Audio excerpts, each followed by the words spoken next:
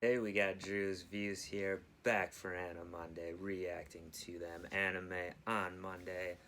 And today I am wrapping up Evangelion with the end of Evangelion, the movie, part 2. I was going to watch it all at once, then I realized there was a logical stopping point. It was kind of set up like 2 long episodes, I guess. And there was like a credits even running, so I decided cut that one off for my last reaction, come back. So it's been about a day since I watched the first part. Had a little time to ruminate on it, marinate on it. There was a lot of action in this one in the first half. Seal sent the soldiers in, was killing all the red shirts, killing everyone inside Nerve. Um, and then meanwhile, Asuka's fighting outside, and her Eva, her mom was speaking to her through it, and she was going nuts, destroying these Evas that Seal has created, or that they have, that are basically, there's no one in these ones, they're just controlled, I guess, through dummy plug or whatever is controlling them, they can fly. She kicked ass on them, but then they regrouped essentially. They're hard to kill apparently, and they beat her all up. It was pretty gruesome at the end. Shinji's got to come join the fight now. I'm assuming he will in the second half of the movie here, but he was not into it. I mean, it started off badly when she was still in the hospital, Asuka, with him doing some bad things there.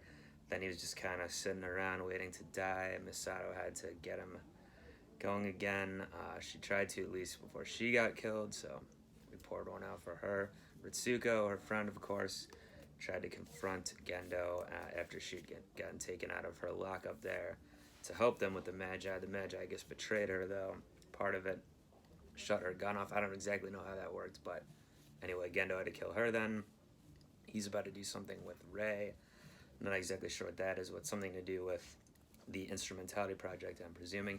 I still wasn't 100% sure based on the first part of the movie whether this is a complete alternate to the episode 25 and 26 from the main series, or that it is happening concurrently or what, because the things in the finale of the series are mostly in the characters' minds, Shinji namely, so I don't know, maybe that'll be shown to me in the second half here, or maybe I'm sure people will tell me either way what the theory on all that is. So I'm going to get back right into it now. There may be some outside noise. Unfortunately, nothing I can do about that. I think people are having a party out there. Hopefully it doesn't interfere too much, but we got to do it. I can't wait any longer. Got to finish Eva here. So a little message from Anno, the creator there, I suppose. Forbidden Union. Ooh. Her arm just falls off. So they've AT Field's keeping her together literally too, huh? Oh, it is like what he was doing in the finale, basically. Humanity all being one.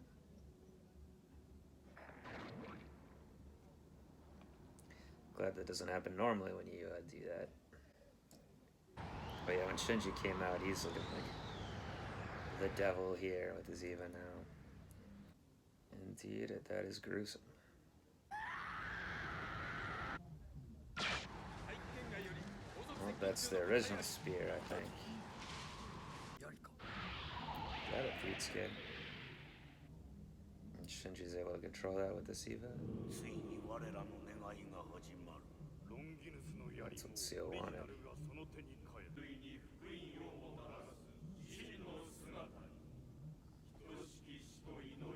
They're saying this like a prayer on top of all the other religious themes. Trying to crucify his Eva.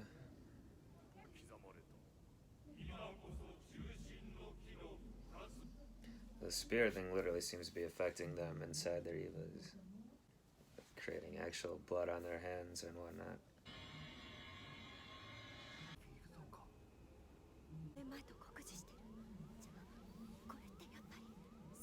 I think so.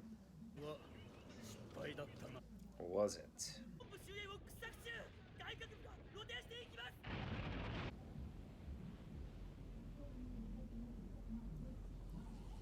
That thing kind of looks like the thing from Full Metal Brotherhood Alchemist. Or Full Metal Alchemist Brotherhood, rather. ことが始まったようだ。さあ、レイ。私はあなたの人形じゃない。 That's Asuka's line. She gonna absorb into Lilith? I guess so.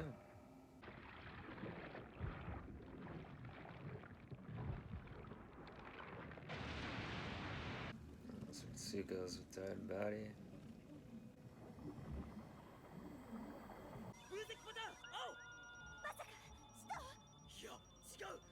It's turned into a giant ray.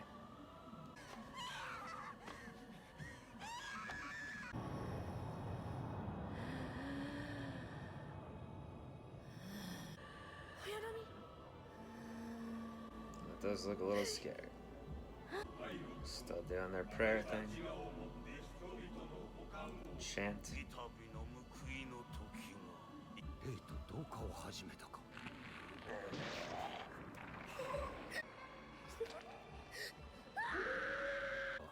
パイロットの自我が持たんか。いいのかい？ It's Kaoru.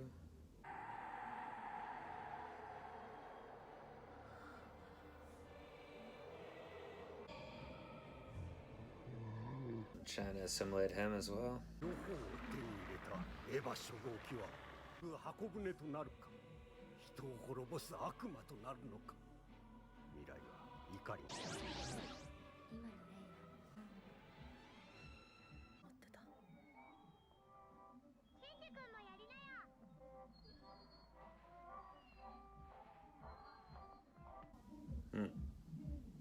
It's kind of similar to some of the stuff from the finale. The changing animation styles and things like that. I don't know if this is supposed to be a real memory or what. 自分みたいで。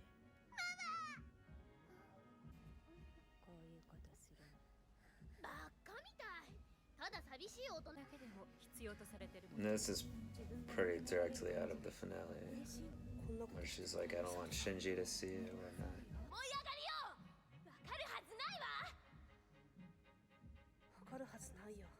わかろうとした。バカ。知ってんのよ。あんたが私をおかずにしておきたいだけなんだ。本当のことがみんなを傷つけるから。それはとてもとても辛いから。アスカ、助けてよ。ねえ、アスカじゃなきゃダメなんだ。私に逃げてるだけじゃないの。助けてよ。それが一番楽で傷つかないもの。ねえ、僕を助けてよ。自分しかここにいないのよ。自分が好きだって感じたことないのよ。哀れね。出さないで。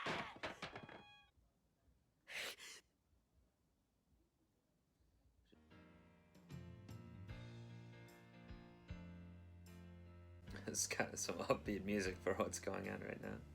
We're back to different animation styles again, like kids' drawings. 裏切ったな。僕の気持ちを裏切ったんだ。だからみんな死んじゃえ。では、その手は何のためにあるの？むしろいない方がいいんだ。だから。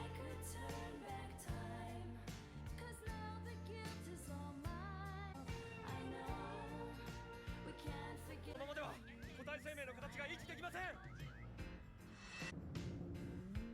ガフの部屋が開く。 Even to the end, they're still just making up jargon. 世界は悲しみに満ち満ちていく。 More glasses for you.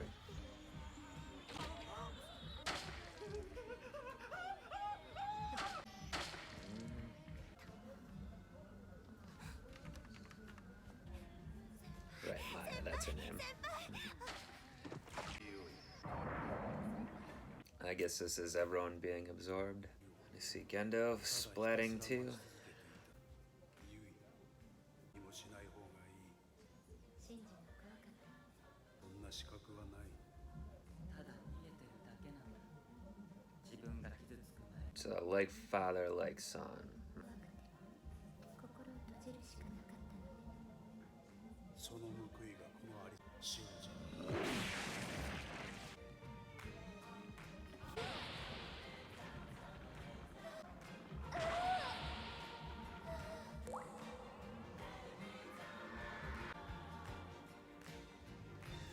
Getting absorbed, getting absorbed, getting absorbed.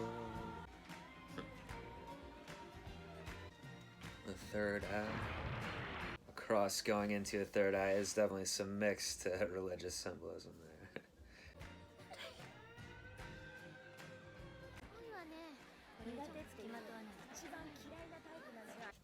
Yeah, this seems like it's not the exact same, but it's pretty similar to something, a sequence from the finale as well here.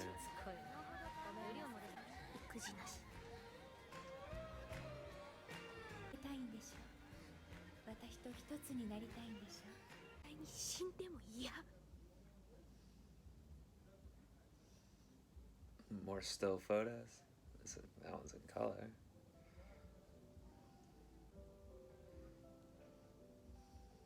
Have we left the anime world? Into the real world? Would appear so. These people in the theater watching the movie, getting super meta.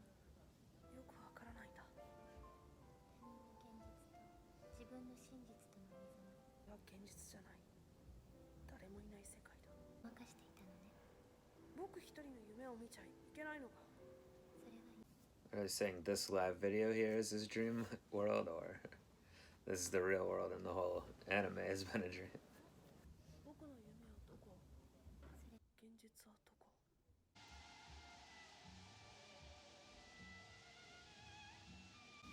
Some serious blood spray there.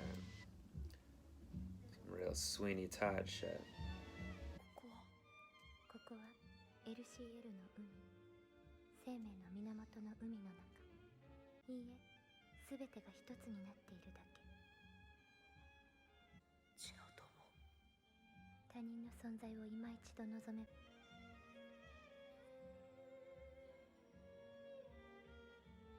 なんだ。でも逃げたところにはいいことはなかった。だって僕がいないもの。僕の心の中にいる君たちは何？希望なのよ、ということの。好きだという言葉とともにね。気持ちは本当だと思うから。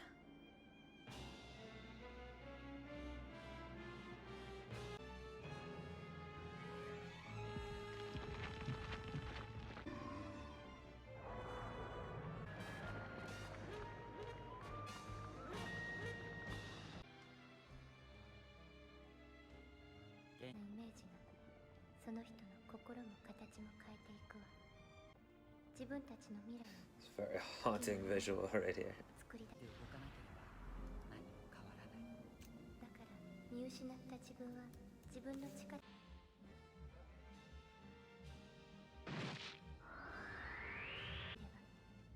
誰もが人の形に戻れるわ。復元しようとする力がある。生きていこうとすることどこにでもあるわ。大丈夫。 Is there all those things still? Is that it? Maybe not quite. 幸せがどこにあるのかまだわからない。そのことに何度も気づくだけなんだ。お母さんはどうするの？もうエヴァは無限に生きていられます。その中に宿る人の心とともに。たとえ50 Yours, for instance, Huey. とても寂しいけど生きて。さよなら、母さん。 One more final, I need you. Just have the face there.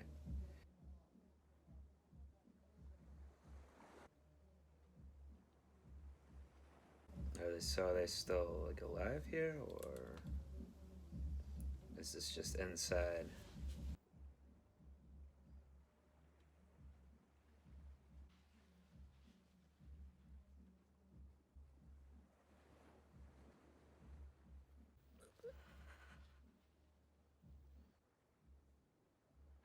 That's not the way you do CPR, Shinji.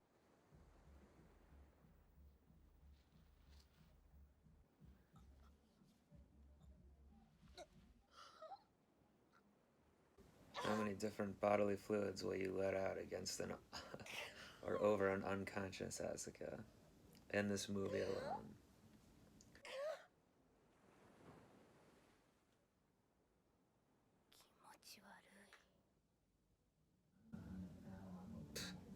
Okay. Was that her speaking at the end? She's not dead. Alright, so I don't exactly know what to make of the little epilogue there, the very end scene. But the second half of the movie there was clearly more like the initial finale. Maybe it showed us a little more of what was literally going on the outside, but a lot of the theme kind of was the same, or it was still about like they still even had some sequences that were very similar. Like in this one, it went to like the real world, or they're showing like real literal footage. When in the finale, they had like the kind of fake, the alternate reality scene that was pretty funny, like sitcom scene. A lot of other similarities too, So there's still music loud going on. I'm gonna try to get that. Hopefully, I won't have affected my reaction just now too much, but not a good time to be recording here, unfortunately. But luckily, I am going to be doing a podcast or just a discussion generally, audio discussion with my friend Eric, who's seen the show multiple times. So I'm going to be asking him a lot of questions about what I just saw, basically, what other people's theories are. I know he's been reading a lot about that and listening to other podcasts and stuff as well. So gonna go do a whole discussion right now, or it should be available right now, at least as of when you're watching this. So I'll have a separate video for it linked right below. So yeah, that's gonna be in lieu of a more follow-up discussion right now, more recapping right now. So just join me over for that wrap-up discussion on Eva. I think it should be good. Hopefully you'll enjoy it. But thanks everyone for, if you're going to cut off here, thank you everyone for watching my Anime Monday series on Evangelion here. Really enjoyed it. Not what I expected completely, certainly, even especially from a plot standpoint, and just how narratives normally go, not what I expected. But again, lots to still discuss.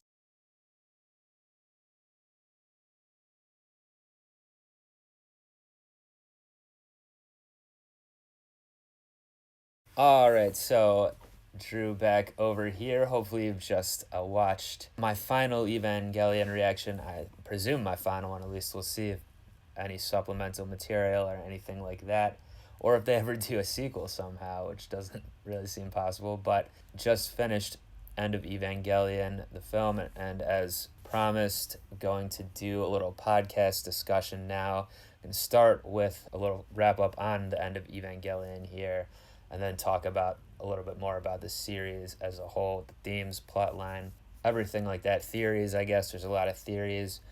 And to do so, bringing in my good friend Eric, who's a big fan of the series, and we have a podcast together already, and we've talked about Evangelion a little bit over the past few months when I've been doing the reactions on my channel here.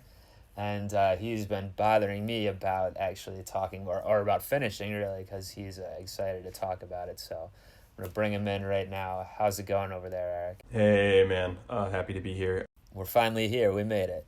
Yeah, very excited. You finally got there. I can't stress this enough. Congratulations. Thank you. Yeah, I did see, I don't think you watched my reactions, which is fine, but I did put on my finale one, I didn't put, but the commenters, a lot of them were all putting congratulations on there, so it seems like a lot of people were ready with that one fired up, ready to go, and that seems to be the meme or whatever you call it, the joke, the bit. Yeah, I was worried, and it's so arcane that it could not have possibly spoiled anything for you, but I was worried because I know, like, we follow each other on Twitter, and retweeted like this joke about how cars must be like miserable because they can never like touch each other. They're made of hard metal, and like that they'll never be able to cuddle or whatever. They'll damage each other. I just retweeted that with a congratulations gif of everybody clapping, and I was worried. I was like, wait, is Drew gonna see this and then figure something out? Okay, I don't even think I saw it, but if I did, yeah, I probably wouldn't have figured it out. I mean, there's other gifs probably from the end of the show, the finale or the movie that probably would have caught my attention more. Yeah. But we'll get into it. I want to start with the movie basically because I didn't recap it too much at the end of my reaction. But real quick though, I guess just to set you up a little more, your interest in the show. You didn't grow up watching this or anything because the show, of course, was from the 90s, but this is something you got into basically in the past year or last year, right? Yeah, so when this came out, I would have been like 6, and like around the time that people in the United States were discovering Evangelion for themselves. And I think it aired briefly on Cartoon Network or something. I didn't watch that. I wasn't ever like really interested in anime, but to the extent that I was very very hip on like Gundams, like big like children in big robots would have been like a draw for me. I just never saw it, and then I watched it last year when it came to Netflix, because people were freaking out about, you know, this is the craziest fucking anime, which Akira is the craziest fucking anime, but that's just a movie though, right? So there's no, I mean, this is way more material essentially to dig into, but hours longer. And I think there was like, if it did air on Cartoon Network or something back in the day, I think there was like an old English dub that people were pretty unsatisfied with, and they redubbed it for, I mean, I watched the sub anyway, but I think they redubbed it for the Netflix version. Do you know about that? Yes. So people loved a lot of the voice actors who did the American translation or whatever, but they really hated the voice actor who did Shinji. His name is Spike something, and Netflix did a redub in basically every language except obviously Japanese, I think, with new voice actors, and like didn't even let the old voice actors audition. And that's part of what it took it so long between them announcing on Thanksgiving that they were gonna release it and then releasing it on June 21st. Okay. Well, that's sorry for the old called voiceover actors, but that's the way it goes, I guess. It's a tough industry. Since you also said like you were 6 when it aired or whatever, right? And I would have been slightly older, but someone on my channel did comment something like, I watched this when I was 7 or whatever, and I was like, I got given the themes of the show, and like some of the literal things in it, I just can't imagine like a little kid essentially like being able to conceive of the show. I mean, there's some parts of it I'm sure they could, but it's just so it's so not a kid show, you know what I mean? No, like of course not. But I would like to think like if someone found this as a young child and was just really interested because of like cute girls and giant robots, and then came back to it as a thing, oh yeah, I remember that I loved this show, a reasonable age like 16, 17, and then could learn the emotional lessons that the show is trying to impart. Like I could see that like actually helping that hypothetical child. Yeah, that's I guess that could be the case with their growing up process. Yeah, I'm fine with the fact of watching it as an adult, and just because I also never watched anime growing up or anything either, and I've only gotten into it in the past few years, and this is like a seminal type of show for the medium, or at least the modern version of the medium, right?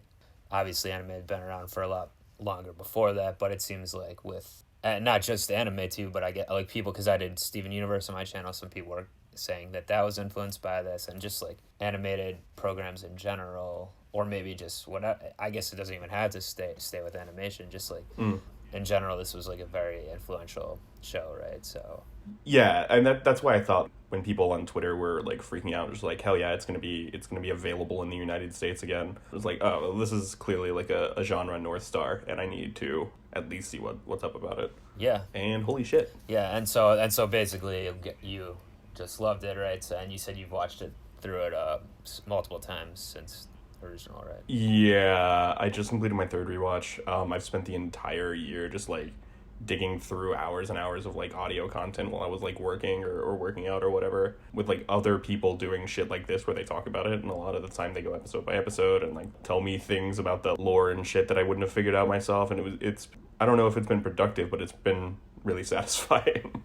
All right, good. And did you watch the sub and the dub all the way through then, both? I never watched the sub. I don't watch... Never did. I don't watch cartoons with subtitles, and I know that that's technically incorrect, but I just don't do it. Okay. I like to look away from the screen sometimes. I like to be playing like FIFA or something while I'm watching stuff. I don't know. All right, well, the hardcore heads will probably be upset to hear that.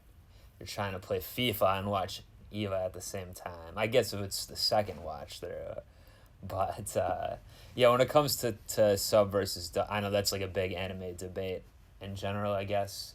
Mm-hmm. And I'm definitely the opposite of you. Then I try to always I always prefer the subs for the most part, even though I do these reactions now too, and it can be a little more difficult. And I know other reaction channels, a lot of them watch the dubs for that reason. So I don't know if I'll ever do any dub shows in the future. on my channel. But and I do get what you're saying, like you can't look away from at your phone, whatever, like what we need to do in these days. But I just feel like that even though the translations aren't always perfect either, of course, because it's still a different language, it seems to me like it's still the purest form of like of what was intended.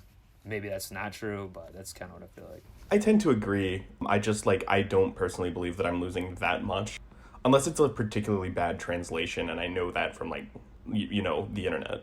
Well, there's one other thing, I guess, and then we're gonna jump into the discussion of the movie, as I promised. But with the subs thing as well, I think another part of the reason I prefer it to dubs is because, well, first of all, some of these animes are completely crazy and they're like not anything that's realistic to real life or anything, or they go in crazy directions, So sometimes like hearing it in a different language, I feel like makes me accept some things easier than if I hear it in English and can understand it better. Does that make sense? It removes it removes kind of a barrier of me like thinking about it too much Yeah, it allows you to suspend disbelief a little better. Like it makes it easier to get through the scenes where it's just like Ritsuko and the Base Bunnies talking absolute nonsense about theoretical number spaces. Well, yeah, that too. And I do want to talk about that like all the jargon, whatever, like nonsense from the show that isn't really explained. But yeah, so we'll talk about the themes and plot lines of the show overall as a whole. But let's start with the end of Evangelion, since that's what I just watched. And maybe you can help me understand some parts of it, as I'm sure the commenters will as well. But to start off with things, so it seemed to be kind of a replacement of...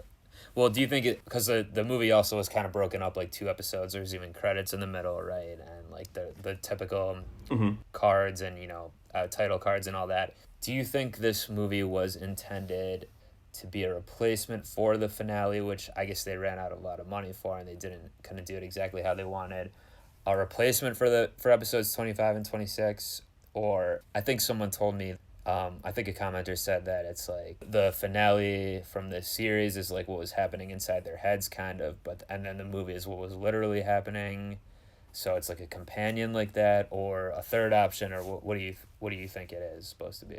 Yeah, so that listener is, I'm gonna assert, correct. I subscribe to such an extent that I'm just saying that's what happened. Concurrent theory, which is just that, like, honestly, the show ran out of money. They knew what the ending was, and while they were satisfied with the ending, the audience really wasn't, and so they went back and decided to write the movie not to correct the ending but to expand on it. And that's exactly right. The instrumentality happens in 25 and 26, and it's all inside their heads, but things are happening in the outer world, or in the outside world, and you know that because you get the shots of Asuka in Unit 2 in the lake, and you get the shots of Ritsuko and Misato being dead. Okay. They knew what was happening. Yeah, I did mention that during my reaction of the film when those characters did die, Misato and Ritsuko. I was like, oh yeah, there was like a quick shot in the finale of them dead, but I was like, obviously not really understanding at the time, or it wasn't explained. But and then yeah, even with the finale itself, like I got the gist of course of what was happening, but it still wasn't super spelled out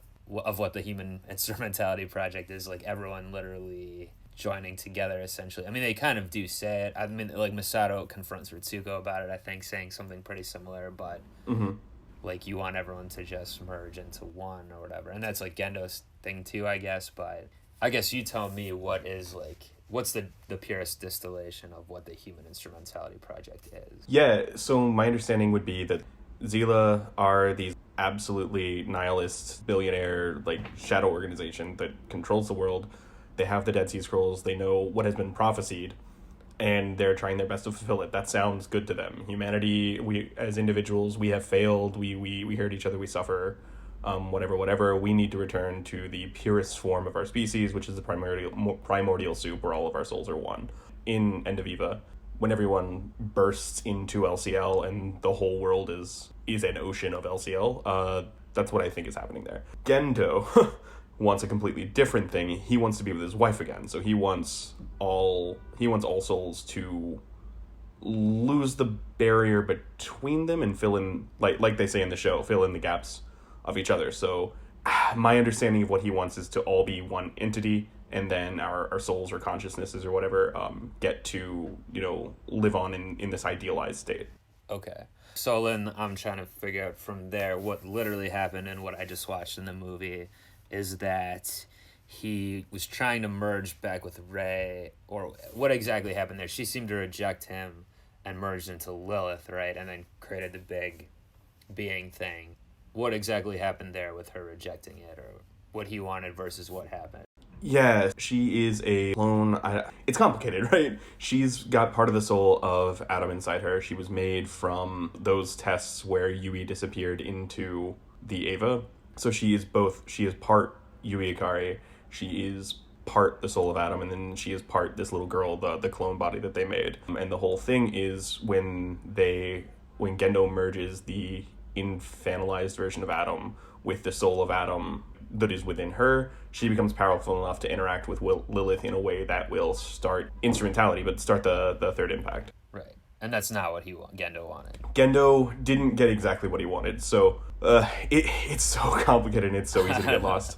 Gendo didn't get exactly what he wanted because the whole thing hinges on Shinji. Because Yui is the soul in Eva, he is the human being that has to be in the suit in order to start the whole process. So when he gets there and he goes through instrumentality, he's kind of in control of the whole process, I think. And that's why at the end when the Raybot's like, yeah, you made this world where everybody's gone, everybody gets their own like safe reality, and it's here and it's lonely and everyone died and it's super not lit, right, man? When Rey in his head is like, you can undo it, you can wish for a world that is hard to live in, and So that kind of talk was going down in the regular finale as well. I mean, the second half of the end of Evangelion was more in line, I thought, with the finale itself, of what Shinji, like, being back in the bad place of all the fears and running away, all that stuff, and like thinking everyone hates him, and then realizing that, like in the regular finale, it happens, like he just realizes kind of through whatever happening that it's not that way and he can choose a different thing, right? Right, and that's how I am 100% certain that they're meant to be seen together and one is not meant to replace the other. They're not alternate endings because of the parallels. There's that moment at the very end of episode 25 where he comes to the end of instrumentality and like he's sitting alone and the voices of all of the people that we've met in the show are talking to him, telling you created this world that's comfortable for you because you're scared of getting hurt, but because you're alone in this world, you will never feel all the other things or whatever. Well, all of the good things in life. And the music's building and it's a really beautiful like moment, and then you get episode 26, which is like the fallout of instrumentality and obviously all the shit that's happening in his head when he's undoing it. Yeah. It's so arcane, which is such a great thing to have. Art for the last like 20, 25, maybe even 50 years has just been obsessed with over-explaining itself to make sure that every idiot can get it. And it's not hard to like think about things that are a little confusing and like figure out what they mean to you. That's definitely one of the reasons I latched onto this. Yeah, I agree with you, but I mean, there is a certain expectation of... I do see what you mean about things over-explain themselves a lot nowadays, especially to a point that's completely unnecessary, but most like shows or whatever you're watching, you do have a certain expectation that there's going to be a literal plot line happening, and in Eva it's not always really the case, especially if they didn't have the movie as the companion. I may have probably been somewhat disappointed because I understand what's happening in the finale, but they don't set it up at all to even, it's based on from like even episode 24, right? They could have thrown some things in of what was happening in the outside world, or like Seal or Sele is attacking. You know what I mean? Like they could have done a little more in that direction and still had the same impact. Or do you disagree? Yeah, I agree with you. I think that I would hazard to guess that they even intended to do some more of that, but like literally they ran out of budget to animate things. Yeah, and they did make it work for them with having the different animation styles in the finale, and man, it really works. Yeah. But then also and I think they had some still pictures of real life pictures in the finale, but in the movie they have like they switch at one point to like the real world, essentially, like video of like... Yeah. What do you think was the deal with that? I mean, it's hard to say. It's like an interesting artistic choice to have. In one of the scenes, he's watching people at a theater, which I think is actually like the premiere of Death and whatever. Oh, it is. I made some kind of joke during my reaction of like, is that they're actually watching the finale? This is like cut to them watching the movie in the theater, but So maybe it really was. Yeah, and then they also so they show that and a crowded street and like these like look at all these places that humans have to interact, and like it's multitudes bodies being in the same space and being individuals. And then they also show a couple of, not every fan sent a death threat to Hideaki Anno, but he definitely got at least one, and they put it on screen very briefly, and it's very funny. Okay, I didn't notice that. Well, it's like, it's written in Japanese. Okay. I wouldn't have known that that's what it was unless somebody told me. But also, when I heard there was a movie, I initially had thought for some reason that it was like longer between the movie coming out and the show ending than it was only like a year and a half or something. It was like 3 years. Was it? Because the movie's 97, I thought I saw the show ended like 96 or 95. Oh, yeah, I guess that's true, isn't it? So, like, I thought there was more of a gap between that. Well, I guess the death threat started immediately, potentially. Yeah, well, because they had so much of this footage already. Yeah, I mean, it makes sense. And like I said, it's kind of almost not exactly a movie. I mean, it's kind of just like an alternate finale. Because the finale itself is 2 episodes, basically, together as one anyway. And everyone had told me to watch it together, which I did. Yeah. Meaning the 25 and 26. And during my reaction, the part with that we were just talking about with the theater and like the real world shots, I was kind of thinking it was supposed to be a little bit analogous to the part from the finale where they envision like the other world where like it's like more of like a sitcom or whatever, Is that supposed to be... Yeah. Are they making the same point with both of these things, or am I off base on that? I think kind of. Yeah, that works for me. That works in my head canon. Okay. Because like I said, the second part of the movie did seem more in line with the finale itself. Because the first part of the movie is like the action part, essentially.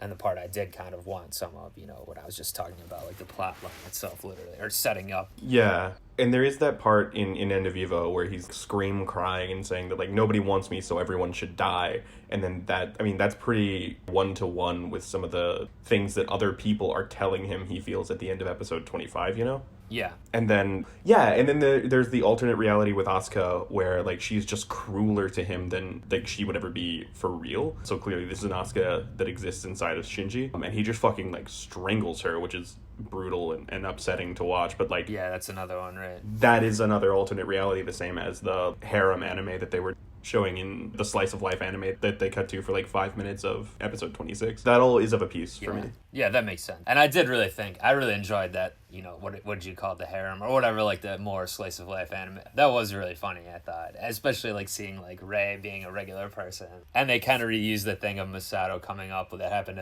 in real life or whatever, when his friends are like looking at her, but then she's like the teacher and all that, and she's like, I want to see how this plays out or whatever. Like, it was cool to see like a funny kind of... Obviously, there's other comedy in the series as a whole, but seeing it like distilled like that was pretty funny, and it was obviously somewhat of a parody of these type of animes. But I've seen it all now, the whole series and the film here, so should be plenty to comment about below. But yeah, until next Anime Monday when I'm debuting a new program, peace.